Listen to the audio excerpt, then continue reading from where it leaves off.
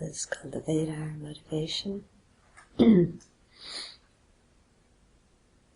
And really, think about how trapped we are and sentient beings are under the influence of afflictions and karma.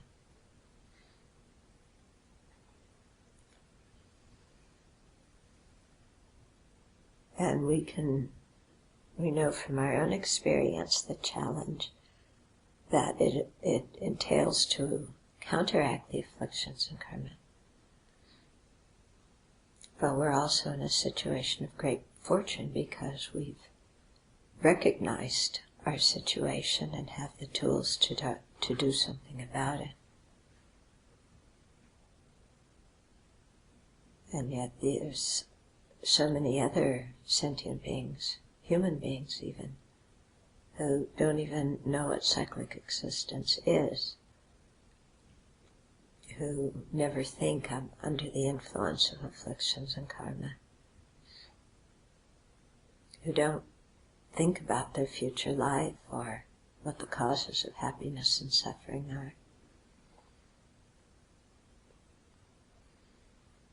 And there are so many sentient beings that even if they hear the Dharma, they're not interested, or they don't believe, or whatever.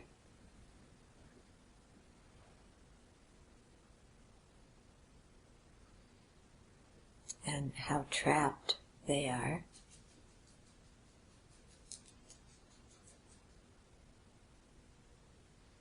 Even people in our own families who we know well, people who are kind people,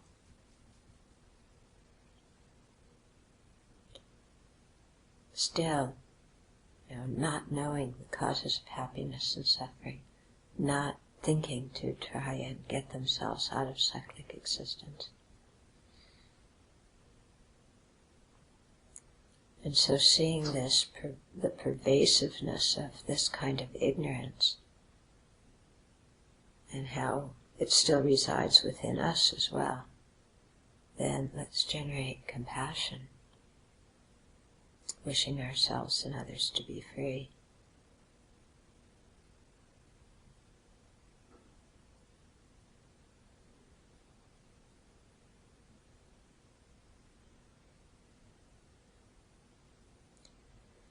And based on that compassion, then let's cultivate bodhicitta,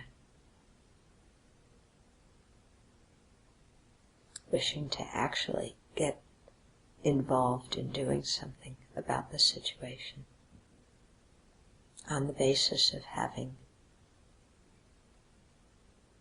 fulfilled all of our potential to be of benefit.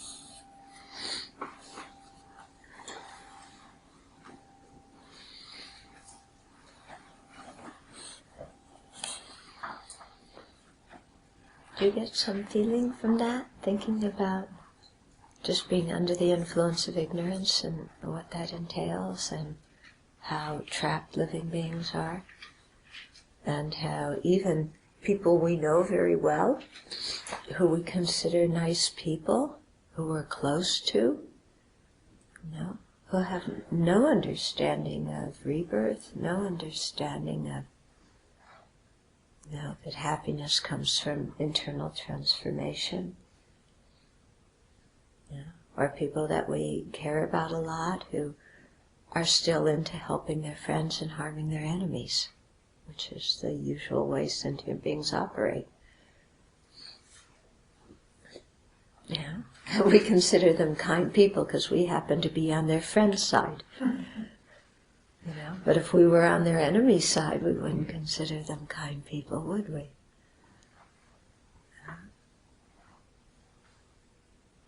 And so just, how ignorance fogs up everybody's mind and makes it so difficult to create merit or to purify or anything like that. Okay? And so in that way, using that as a basis to cultivate compassion. Okay, so that helps us, have compassion not only for friends and so forth, but also for strangers, also for enemies, because all the sentient beings equally under the influence of afflictions and karma. So when you see that sentient beings are completely operating under the influence of afflictions and karma, not even thinking, not even knowing that there's any other option, and their main thing in life just me, I, my, and mine, then and we have this little bit of knowledge of the Dharma and of the path, then we really see our own fortune, but we really get a sense of how horrific cyclic existence is. And then when we think of the things that we get upset about and angry about, and then compare that to the dukkha, the unsatisfactoriness of so many sentient beings who don't even know the Dharma, then we just can say to ourselves, boy, hanging on to this tiny thing is really stupid on my part, isn't it? Yeah. When you put your mind in this big picture of what samsara is, then the things we get upset about on a day-to-day basis are ridiculous. And how our ego gets offended because somebody said this, and how we get irritated because somebody did that, and how we, get stressed because of something else. When we compare all those things to just the situation of being in samsara, it's like, what are we wasting our time on worrying about these things? It's completely ridiculous, isn't it? Don't you think? Yes. Yeah? What our mind gets bogged down in sometimes. So that can be very helpful to us in terms of putting things in a good perspective. And when we do that, then actually our mind becomes much more balanced, because we don't bother getting upset at tiny things again. Yeah.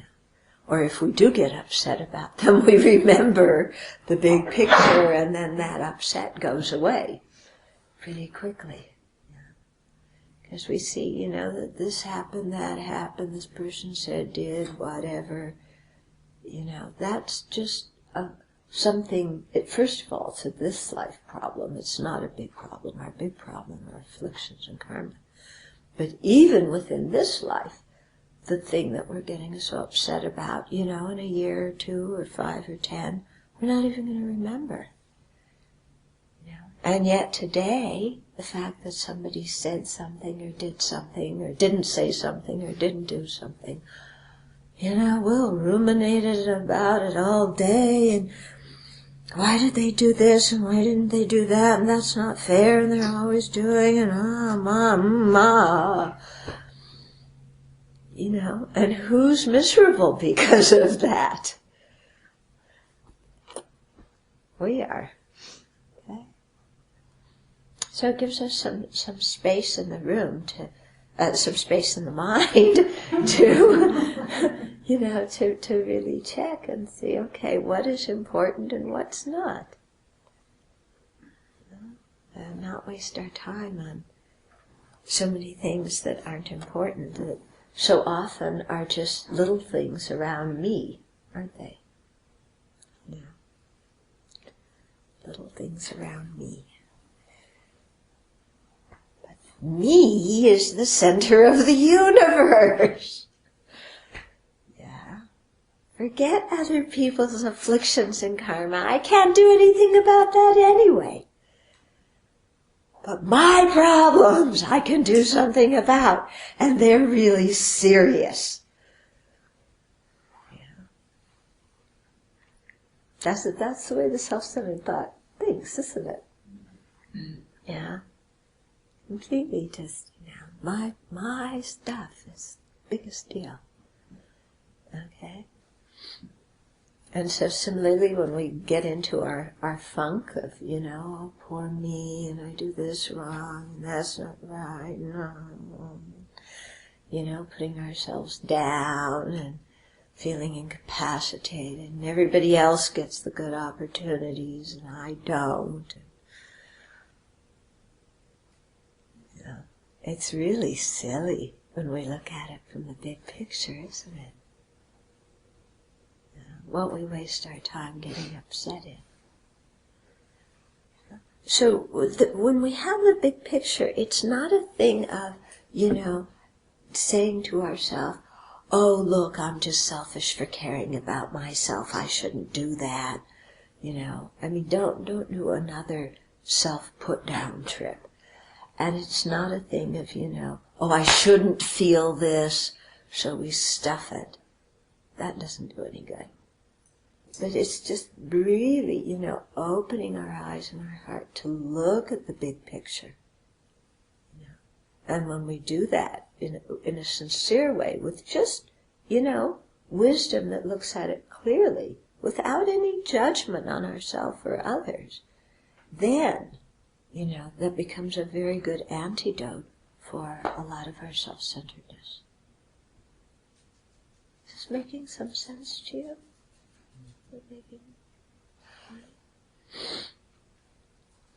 And then when you see sentient beings, under the influence of afflictions and karma, and just, trying to be happy, but basically creating the cause of suffering, then you ask yourself, how can I be angry at them?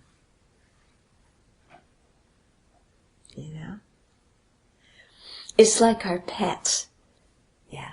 If your pets do the same thing as your roommate does.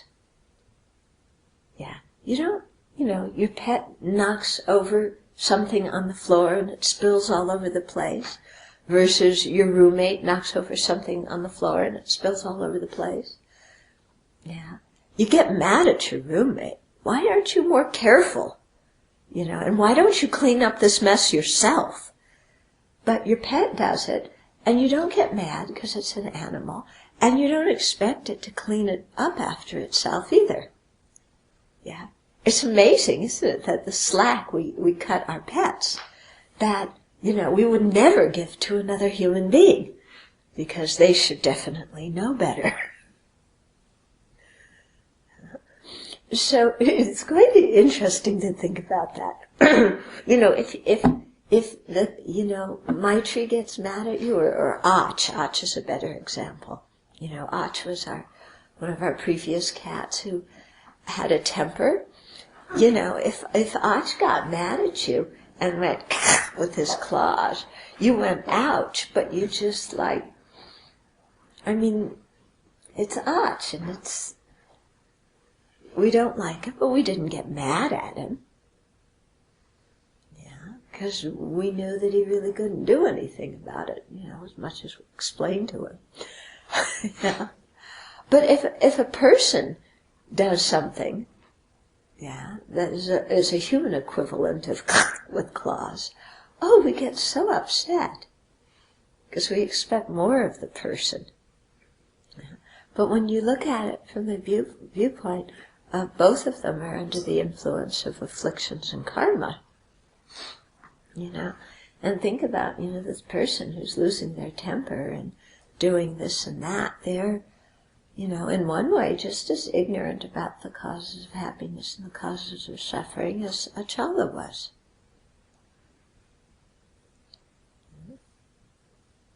So, why waste our energy getting mad at them? That doesn't mean that we always go clean up after them.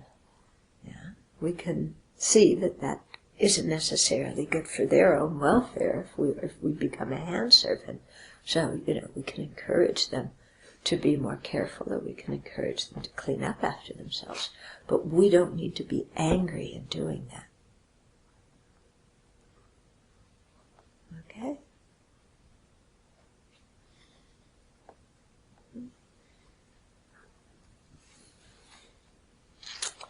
Okay. So just a short motivation this time. Didn't take the whole session. What's wrong with me?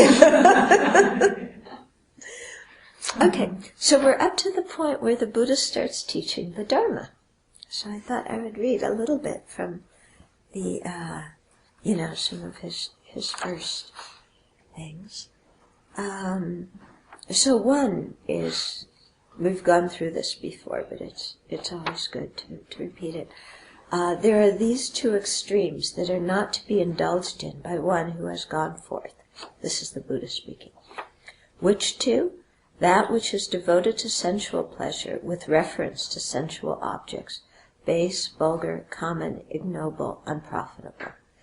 And that which is devoted to self-affliction, painful, ignoble, unprofitable. Avoiding both of these extremes, the middle way realized by the Tathagata, producing vision, producing knowledge, leads to calm, to direct knowledge, to self-awakening, to unbinding. Okay? So here, on the path, the middle way is described as avoiding the two extremes of self-indulgence on one hand, just catering to all of our wants and needs and, sensual grasping. And on the other hand, some kind of self-torture, asceticism. Yeah. So these two, both of extremes, were quite prominent at the time of the Buddha. Also prominent now. Not too many people go to the ascetic extreme nowadays, but some people do. I remember when I was first living at Kopan, actually, we were living in this old building, and it just had bricks on the floor. And so there was one monk living there. Most of us had, either we had a very thin mattress or, something protecting us from the it wasn't luxury, but certainly not a bed, but something thin. And there was one American monk who just he was either sleeping right on the bricks or maybe he had just one straw mat. And Lama Yeshe would go around and inspect our rooms from time to time. Yeah. And he walked into this monk's room. He said, "Do you think you're Milarepa? Why are you only sleeping on this one mat? Go get yourself a mattress. This is not, good for your health to sleep on the cold bricks." Yeah. So he said, "Don't go on some asceticism trip." Yeah. So, sometimes people go on an asceticism trip. Yeah. So we have to balance. Yeah. We tend to mostly go on the self-indulgent trip. Yeah. So, so that's the middle way, like in terms of just the conduct. The Prasangikas gave the idea of middle way a different meaning. Okay. And also, there is the idea, this is also in the Pali, of the middle way view, okay, not middle way conduct, but middle way view, between the two extremes of absolutism, grasping things as truly existent, and the other extreme of nihilism, thinking that things don't exist at all, or that causes don't bring effects, this kind of thing. Yeah. So going between those two in terms of the view. And so actually each of the philosophical tenet schools has its own vision of what the middle way is and what the two extremes are. But they're the main terms of absolutism, or sometimes they say nihilism, or absolutism, or the eternalism, or sometimes they say permanence, or nihilism, or annihilation, or like that. They both use those words, but they all define them separately. So the middle way view, in terms of how phenomena exist, is avoiding those two extremes. Okay. middle way view doesn't mean you average the two extremes together and then divide in two. Okay. Actually, the middle way view is completely different than the way of thinking of either of the two philosophical extremes of absolutism and nihilism. And if you really look at those two philosophical extremes, they have some very similar qualities, even though they come with different, totally opposite conclusions. Their basic premises are the same. It's kind of the same way that you can have different kinds of fundamentalists, and they come to different conclusions, but their way of thinking is basically the same. Yeah. So too, when we get into, the nature of phenomena and how do things exist, both of these extremes think if something exists, then it must inherently exist, truly exist from its own side, have some essence in it that makes it what it is, independent of everything else. So the adherents to both extremes believe that. That's the unifying assumption on both of their parts. Then the people who are absolutists say, well, things do exist, so therefore they must have true existence and, some essence, independent essence on their own side. And the nihilists say, well, we can't find any independent essence, so therefore things don't exist at all. They're totally non-existent. Okay? So they're operating on the same premise, but they just come to two different conclusions. Yeah. So the thing about the middle way view is that things don't truly exist, but they do exist. Yeah. Things are empty of true existence, but they aren't totally non-existent. Okay? This is difficult to understand because we're not middle way view people. We still are like the extremists. Yeah, if it exists, then it has an essence. If it doesn't have an essence, then there's nothing there.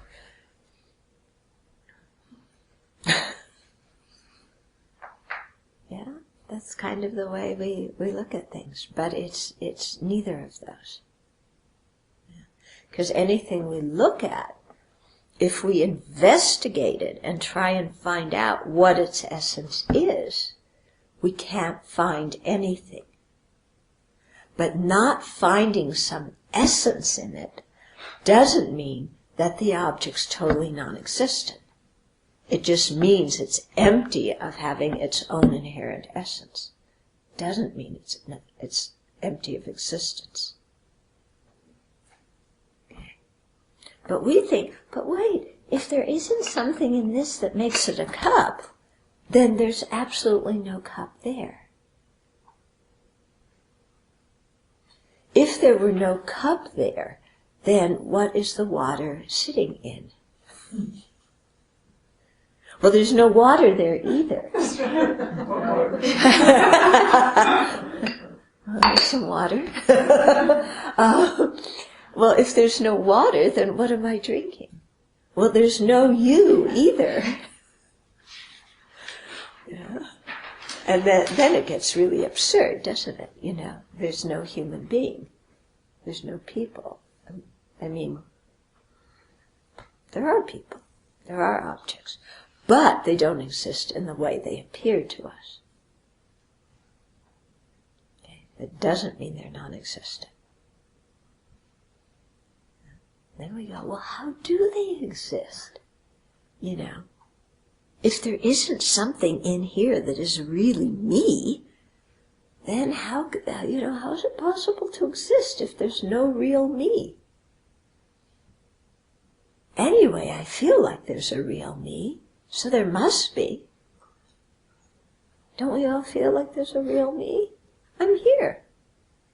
When we say I, we're not referring to nothing. There's me, thank you very much. Don't forget that. Yeah?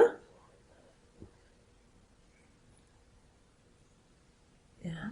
But if there's not a real me, then we go, then what is it? What's doing these things? Like, who is it that makes a decision? I make a decision. There's an I that makes a decision. I find that that's one of the, the ways I can identify the concept of I. I made a decision. Okay. And I feel like there's a person in here who made a decision. I made a decision. But then you investigate and you say, who made a decision? Okay. When you make a decision, who makes the decision? That third party that's running everything. What is that third party that's running everything? What is it? What is it? I haven't seen them yet. Yeah. Whenever we start searching for this I that made the decision, it's like we can't quite find it. It's like, I know it's there. There's a me who made the decision. But it's not my body. My body's just, vegetable goo. It can't decide anything. Then what? Then it must be some part of my mind. Well, which part of my mind makes a decision? Okay, not my visual consciousness, not my auditory consciousness, not my sense consciousness. They can't decide anything. They just perceive external objects. Must be my mental consciousness that makes a decision. Which mental consciousness? The decision-making mental consciousness. Yeah? So can you isolate it? What exactly is this decision-making mental consciousness? That its only function is to make a decision. And it exists independent of everything else. So somehow, without depending on anything, it makes a decision. How can that be? How can something that doesn't depend on any information, any thought process, any, emotion, any attention, any mindfulness, anything, make a decision? It's not going to work. That's not going to work, is it? Okay. Then how does the decision get made? If you can't find a decision maker, who made the decision? How did it get made? Depending on all different mental factors that came together. All those different mental factors that came together. Yeah, that sounds good, but what about me who made the decision? There's a me that made the decision. I made it. Those mental factors can't make a decision.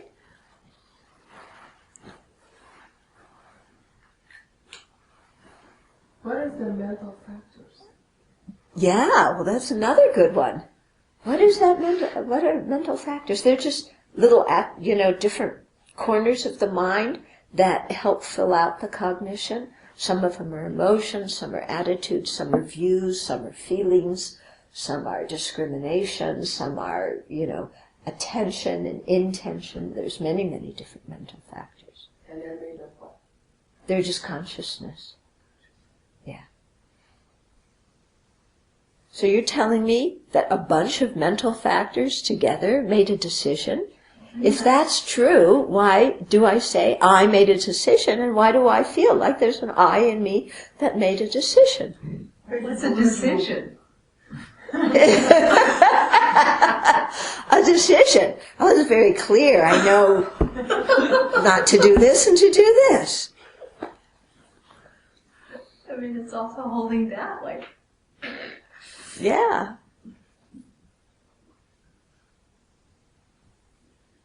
So how come I feel there's an I if I can't find there's an I? because you're delusional, just like the rest of us.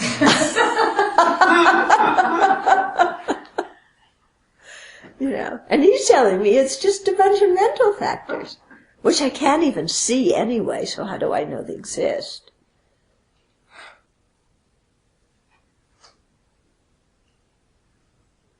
And you're telling me a bunch of mental factors together did something? Then these mental factors must truly exist. Which mental factor is it that did it? It's that thing you really labeled. Merely labeled? What are you talking That about? one. It kind of feels like a Wizard of Oz. Oh, so that's the me that merely labels everything. Yeah? Okay. So I exist because I'm the one who merely labels everything. Yes. There's a truly existent me that merely labels everything else. And that truly existent me that labels everything else is the same one that makes a decision. Yeah. Exactly the same. Doesn't matter that they're both independent of other factors.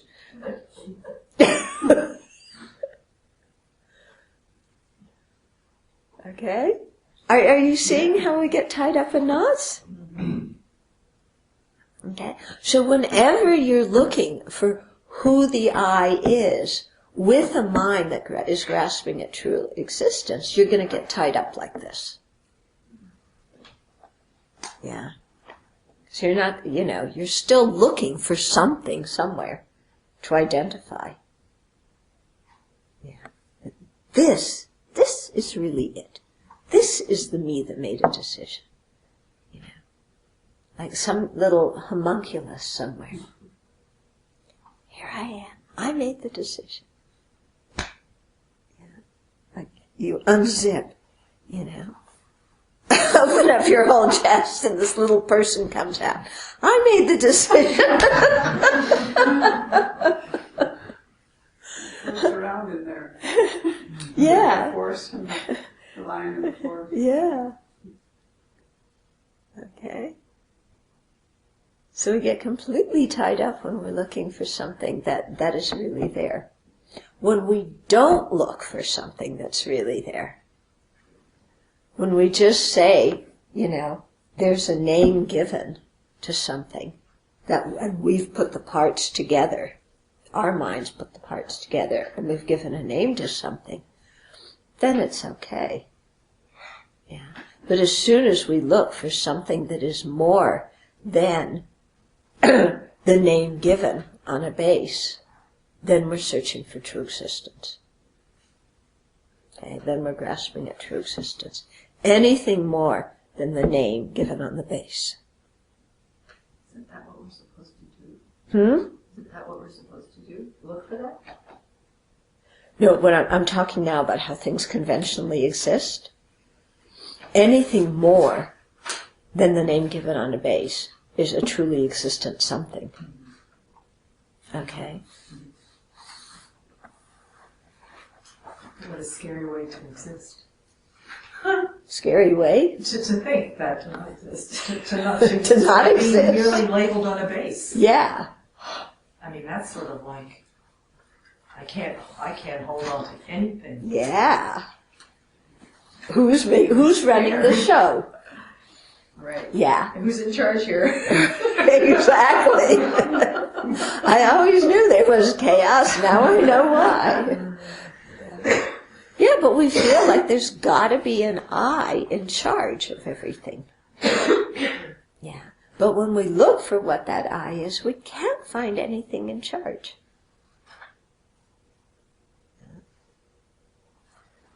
But then to still have, to use that as a framework, to still be able to generate bodhicitta, to have joy, to purify, to collect, to acquire merit.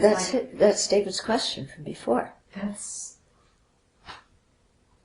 to be able to have that feeling of the lack of a self and still go to do everything that we want to do to become awakened. Yeah. They seem to be so diametrically opposed. Yeah. Yeah. If there isn't a me, who in the world's going to get along? Okay. But if you look at it this way, if there is a truly existent me, if there is really an essence of me-ness that's independent and doesn't rely on any other factor, okay, something that is independent and doesn't rely on anything is permanent. It can't change. something that's independent and doesn't rely on anything, doesn't depend on causes and conditions. Okay? Something that doesn't depend on causes and conditions cannot change. Okay? So if there is a permanent me that cannot change, how can that me get enlightened? Because getting enlightened means changing. It means the I has to change. See, but the point is that I'm being able to understand the option, which is this truly existent self. I haven't quite figured out. I'm letting go of the possibility of not existing the way that I think I exist. But the other option seems to be so far removed that I'm grasping for something that's an average of both of those things. Yeah. You know, But if you look at it, either things truly exist or they exist by mental label. You're looking for some third alternative. Okay? But is there a third alternative? You know? Well, really, don't just say no. Just really think about it. You know? Think about it. If there's no essence in something that makes it this, okay? And then there's existence just by being labeled in terms, by concept and a name. Is there any other way, any other options for how things exist other than those two? I mean, if something is not independent, then the other option is it's dependent. And see, my mind is so crazy that it thinks it can be permanent and still change. Okay. So that's where you have to really look and say, my way of looking at things is flawed. Something cannot be permanent and change at the same time. That's contradictory. And that's why I always was very fascinated with the idea of a soul. A soul, when I was a little girl. That was sort of this protected part of me, that despite what was going on to Nancy, the little girl, there was some part that was safe and protected and was going to be able to meet Jesus and go to heaven, and was experiencing all of this. And so it became sort of this disassociating thing. And I made it into something that was protected, permanent, and didn't suffer. Right. And that's what our culture does as a whole. That's what theistic religion does. Yeah, okay, you're suffering, but there's one part of you that's permanent, that's unchangeable, that's not suffering. But then, that, if there's really that soul, how come you're suffering? If that soul is really you, then how can you say I'm suffering? If you're really that soul, then you can't say I'm suffering. Yeah.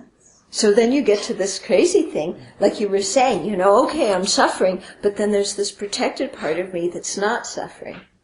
And you get very schizophrenic. Yeah.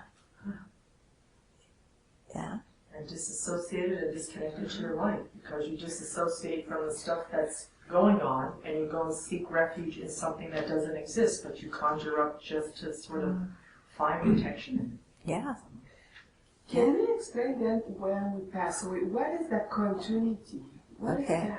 Hold on, okay? Because this is the same thing as when people die. We don't like to think, oh, that person doesn't exist anymore. So there's a soul, something that's permanent, that's really the person, that still that still looks like them. Yeah. Or what age then? Well, they were the cutest.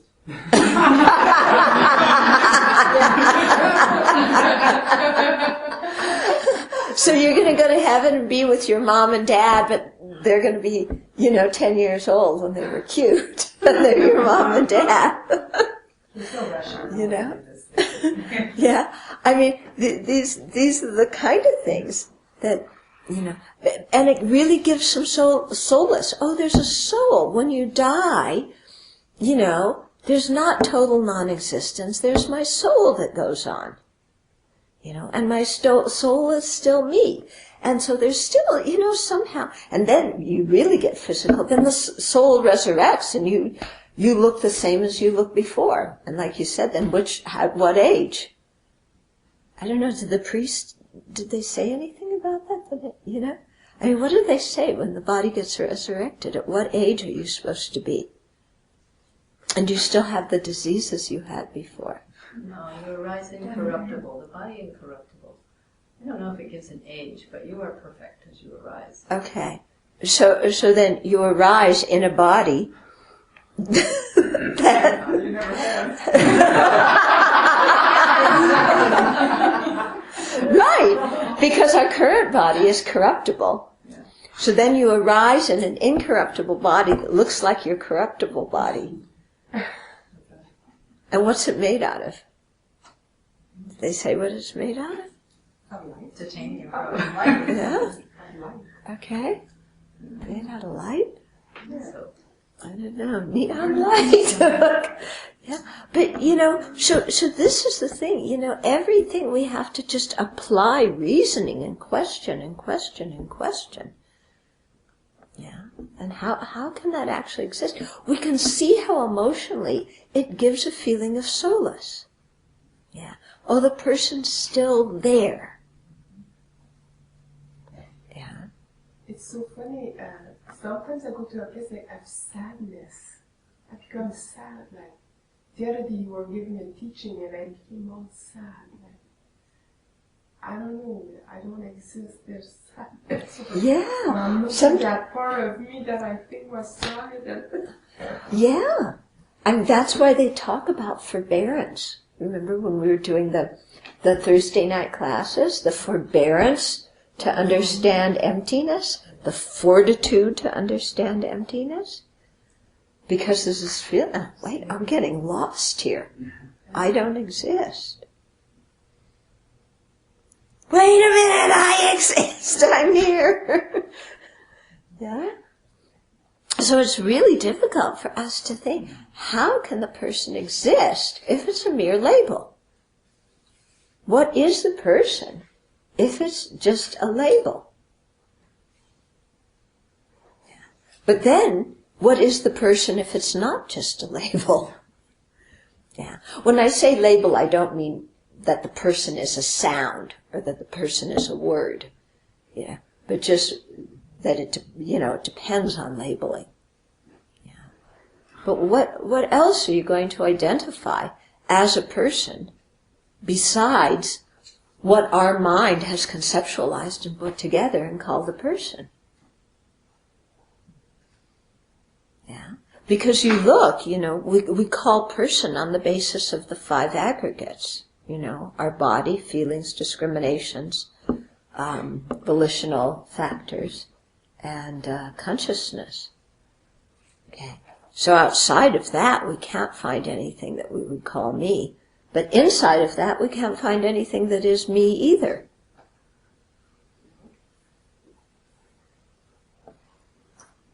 Is this why I've been having this thought of like, when I dream, people always look young.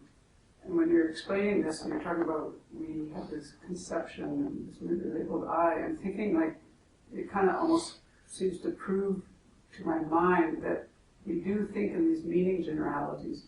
Because I have the image in my dreams that are always like, must be like a meaning generality because they're always never really what they really are, I think about it, it's the same thing. Is that what we do with it? Is the conception of I a meaning generality? Is that what we're holding in our mind? Oh, we're getting off into where soul. I mean, that's why you would do this. That's why your mind is set up that way. Right. Why would the body come up like in the way it does? It's because you just have this image that is how we work. Right. It's how our mind works. Yeah. And it seems to explain all that. It's a conceptual mind, definitely. Yeah, that grasping. But you're always painting a picture. You're never seeing the exact thing.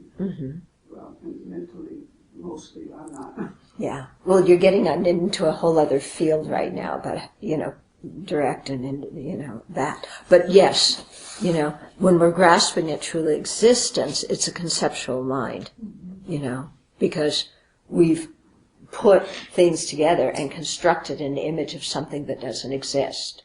And we're holding that as existing. So, yeah, it is a meaning you are creating a conceptual appearance.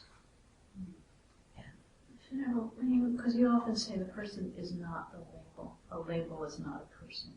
So you could equally say the concept is not the person either. Right. So is the problem, right? Is the problem in that sense. It exists. Yeah. Because we're looking for the is. Mm-hmm. That's where we grasp and hung up, right? Yeah. What does it mean to be something? What does it mean to be something? Because we can't reduce it any lower than the person is the concept, really. Yeah, but except a concept is a sound. A concept is an image. An image. Right, but in terms of like trying to get finer and finer isness, Yeah. we can't get any finer than that is, I don't think. Yeah. And clearly a person is not a concept. Clearly. Okay. So the thing when we're looking for something that inherently is that object. That's what the is. Okay. And it's really disconcerting not to find anything in there. And yet we can't go to the extreme and say that there's no person there. If we say there's no person, then what is eating and walking and thinking and doing things? If we say there's no person, then how does karma get carried from one life to the next? Okay. So that brings up a whole then there's got to be a person, because the person, this is your question, the person is what carries the karma into the next life. So there's got to be a truly existent person. So what is the person? It's that foundation consciousness that has all the karmic seeds. That's the person. Yes. Yeah. Kind of a Buddhist rendition of the soul. And that carries the karmic seeds. Yeah. But then that brings a whole bunch of other problems with it. Because again, if you say the foundation, there's some, basic soul that carries the karmic seeds, then when you say I'm walking, is that foundation consciousness walking?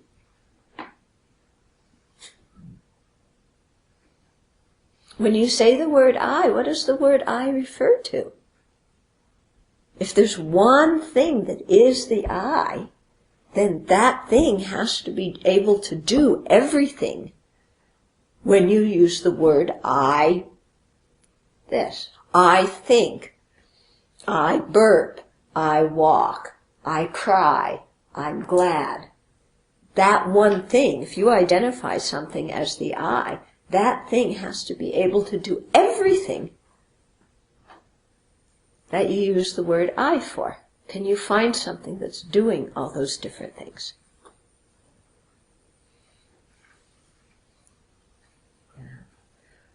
When we say I walk, we say that on the basis of the body moving. When we say I think, we say that on the basis of something happening in the mind. When we say I'm happy, we say that on the basis of the feeling aggregate.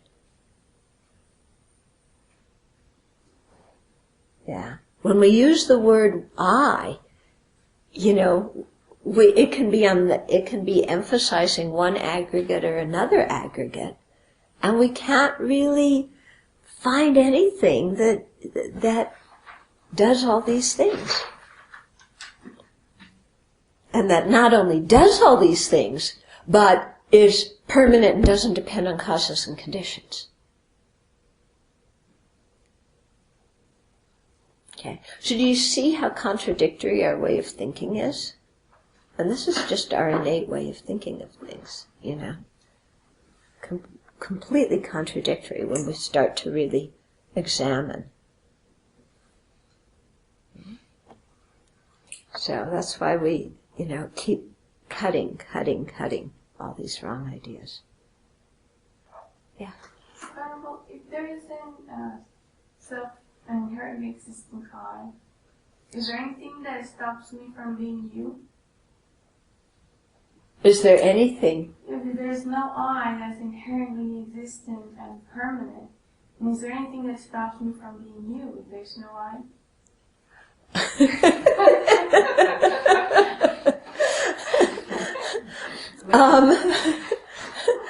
You are you.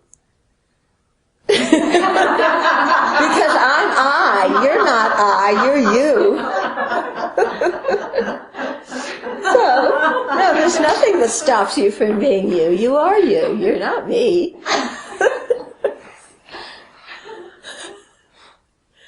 Yeah. I mean, even the pronouns I and you and he and she are completely contextual, aren't they? So when the merely I is referred to, it does refer to some kind of sense of individuality. The mere I is just a separation that keeps me from being you, whereas not inherently existent. No, not exactly. No, I mean there are individuals, but we're not inherently existent individuals. Because I can be I and you and he and she, depending on whose viewpoint you're looking at. So even the word I, we all sit and think I and grasp here. But you guys are all wrong. You, when you grasp, you're you. I'm the only I. I'm the only I. You know, I refers here. You refers there. I'm all confused here. Good. Because that's the thing.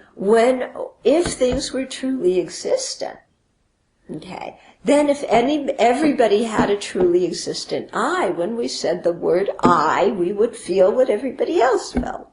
Because I would be all of us, but we don't. So there's I and there's you.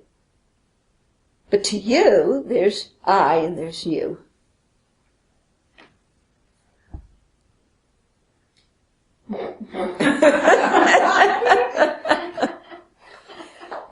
What we're getting at is we can see how insubstantial the language is. You know, language is just convention, but we forget that language and conceptuality are convention, and we think that there's real things there. Okay, so that this is our problem. So you're saying that we are all the same? Are we all the same? Some people say yes. We're all from the same. There's no separation. There's no separation, so your money is my money. Your car is my car. Your clothes rack is my clothes rack. I'm working on it.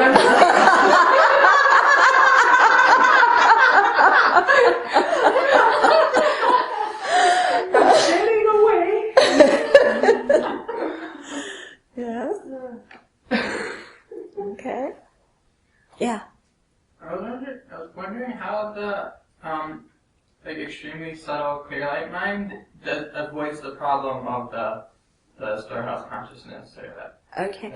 Extremely subtle clear light mind. Yeah. Is it permanent? Well, no. Is it a person? No, but neither would be the storehouse consciousness. No, they say the storehouse consciousness is the person. Oh, okay. Yeah.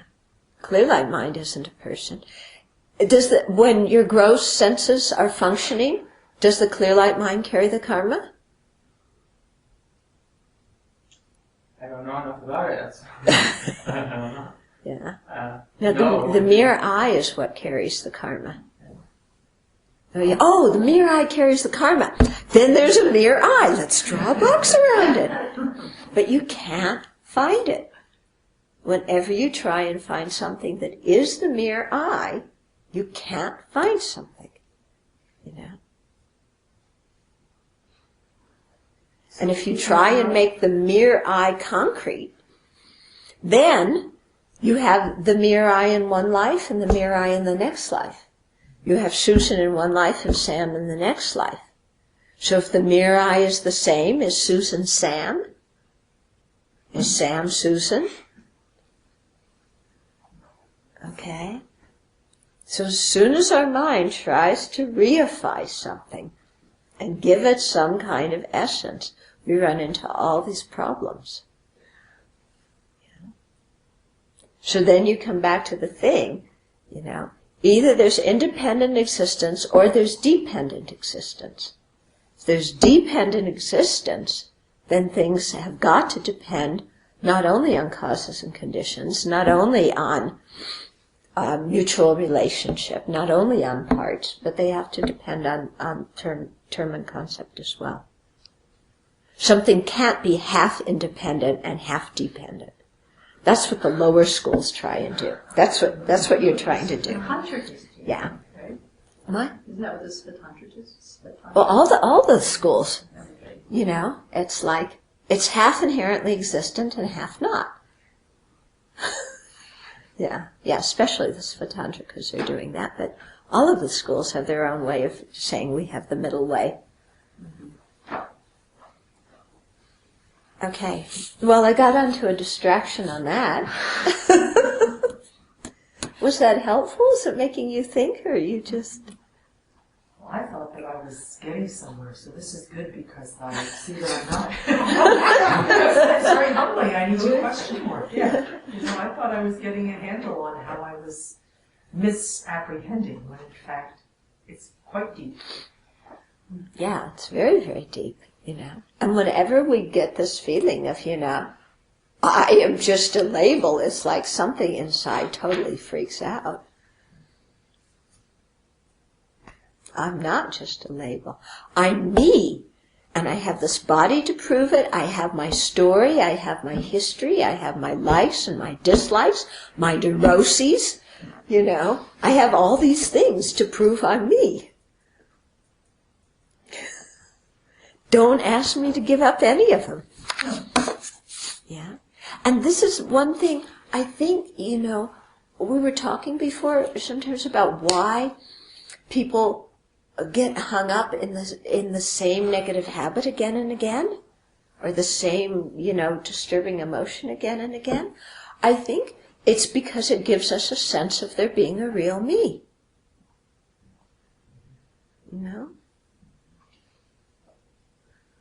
So by dropping the I totally, that stopped the all karma, cause and effect. Yeah, without the idea of this being a concrete I, then there's no concrete I that you have to please, so that you're not going to get attached to anything. There's no I that you have to protect.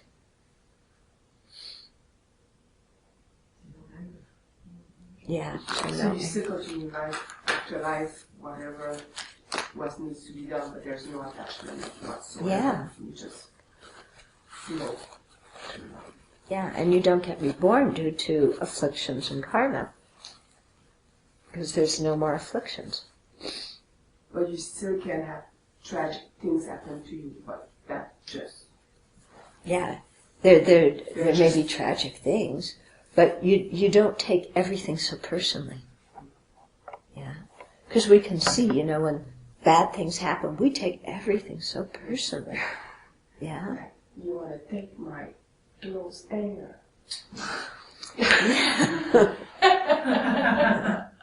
But it really gives us some space to not have to make everything that happens in the world revolve around me. Yeah. So that gives a lot of freedom and space. If not everything has to revolve around me. Yeah. There's a sense of safety. You don't need worry anymore. Yeah. Enjoy life. Yeah, because there's not an I that you have to protect. And there's not a... You don't care. Huh? That doesn't mean you don't care. Right. Doesn't mean you don't care. Yeah. Just means you don't get about everything.